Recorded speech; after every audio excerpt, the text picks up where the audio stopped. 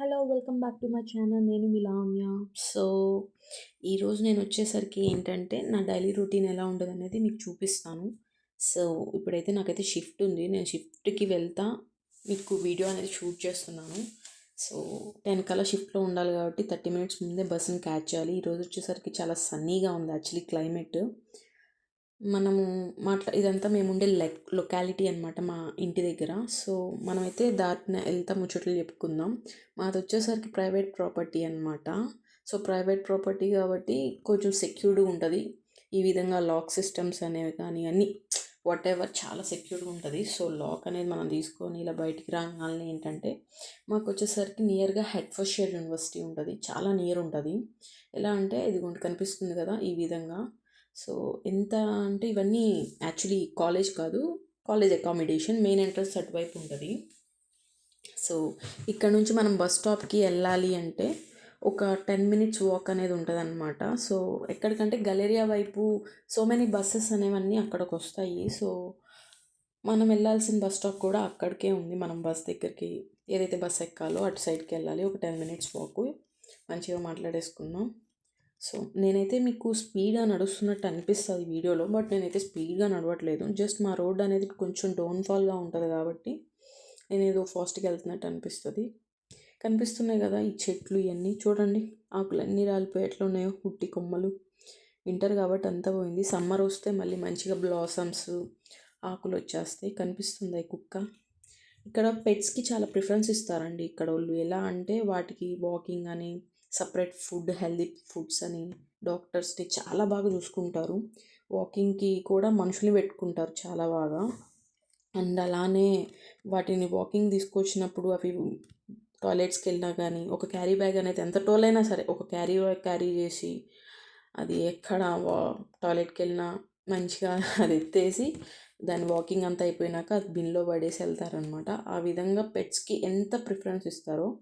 And అలానే మాకు nearly ఒక మా ఇంటికాడ నుంచి ఇప్పుడు అరౌండ్ ఒక 6 మినిట్స్ వచ్చి ఉంటాము. అక్కడ నుంచి ఒక ఐస్ క్రీమ్ షాప్ అనేది ఉంటుంది. సో స్కూప్ అని. సో దీనిలో డిఫరెంట్ ఫ్లేవర్డ్ ఐస్ క్రీమ్స్ అనేవి ఉంటాయండి. ఎలా అంటే cone ice creams and scoop ice creams. So cakes like అన్ని డిజర్ట్స్ లాగా ఉంటాయి. చాలా రకాలు ఉంటాయి. నెక్స్ట్ టైం ఈ వీడియో కూడా షూట్ చేస్తాం దీని లోపల ఎలా ఉంటుందని. అండ్ దాని పక్కనే కోఆప్ అని ఉంటుంది రీటైల్ షాపు.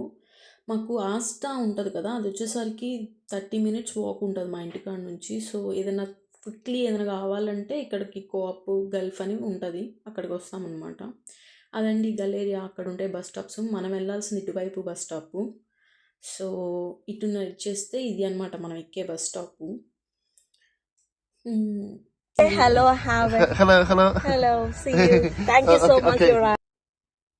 సో ఈయన వచ్చేసరికి పోలాండ్ నుండి అనమాట. మనది అనుకోకుండా బస్ క్యాన్సిల్ అయింది. సో నేను షిఫ్ట్కి వెళ్ళాలి కాబట్టి ఊబర్ బుక్ చేసేసుకున్నాను. సో తను పోలాండ్ నుండి అంట. సో చాలా చక్కగా మాట్లాడతారు వాళ్ళు. ఎలాంటి వాళ్ళైనా సరే ఎక్కడి నుండి వచ్చినా కానీ మనం చక్కగా పలకరించిన చాలా ఫ్రెండ్లీ నేచర్తో మాట్లాడతారు. నాకు వీళ్ళలో నచ్చేది ఇదే అనమాట. మనం స్థాయిని చూస్తాము, ఇక్కడ అలా ఏముండదు. అందరి పనులని ఈక్వల్గానే చూస్తారు. నాకు అదొక్కటి బాగా నచ్చింది ఇటు సైడ్ అనేది. సో మనదైతే షిఫ్ట్ దగ్గరలోకి వచ్చేసాము. సో దిగేద్దాము.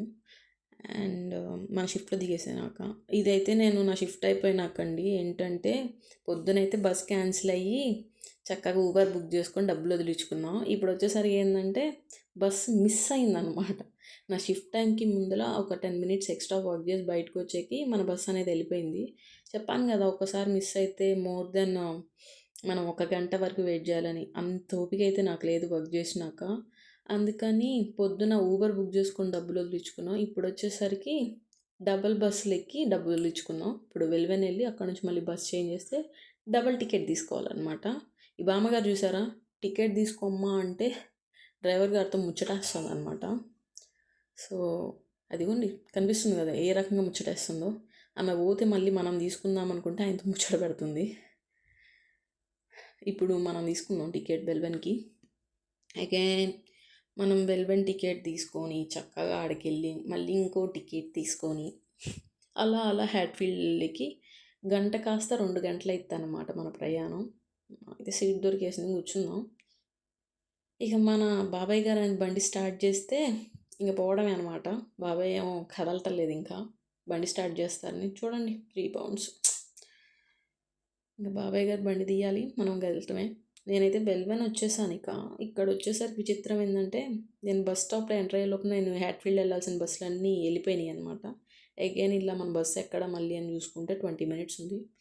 20 మినిట్స్ మనం ఇక్కడ వెయిట్ చేసి మళ్ళీ మన బస్సు వచ్చినప్పుడు ఎక్కి వెళ్ళాలి. చేసింది 6 hour షిఫ్ట్ అయితే ట్రావెలింగ్ వచ్చేసరికి 4 hours.